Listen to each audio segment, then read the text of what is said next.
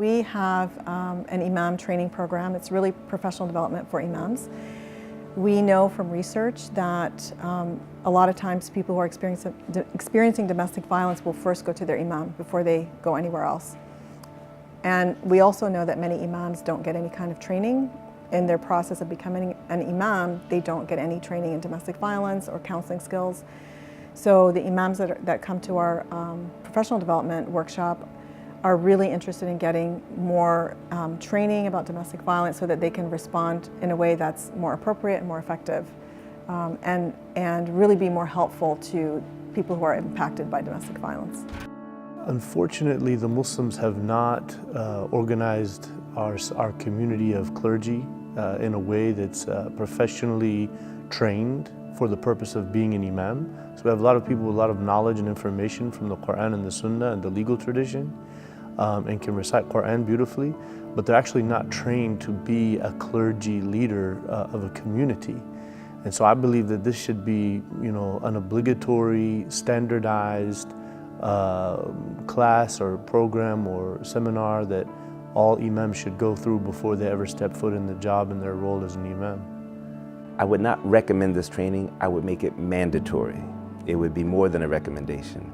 If I had the power, I would demand that every Muslim leader in America who is overseeing Muslims in the masjid or overseeing Muslims in an organization, you must take this training, because if we don't, we could be doing a lot of harm to the Muslim community and actually making this beautiful religion seem oppressive. And so, yeah, I wouldn't recommend it. I would demand it. You have to take it. Well, it is an issue that continues to be a challenge, and training Imam on it, it meant to give those who are suffering a voice. And then when they see the declaration in their masjid, when they walk in, they see that declaration, they say, yes, my Imam is with me. And when they go to that bathroom and find that pair of shoes there, they said, my Imam is with me. We want to empower people to stand against injustice and wrongdoing been happening to families for years that may be suffering in silence, but the Imams now create this kind of an environment where they say they don't tolerate, they don't accept violence in their community.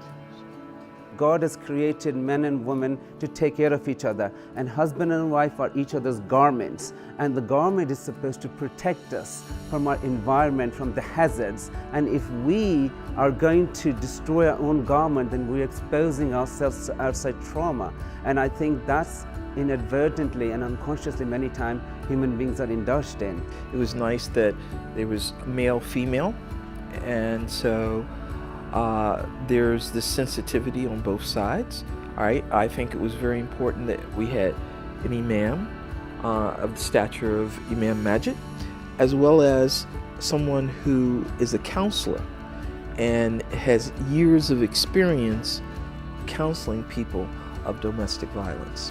I feel that I'm more informed now, and this is a base for me. So this is something I feel like I have a little bit of a base that I can build on.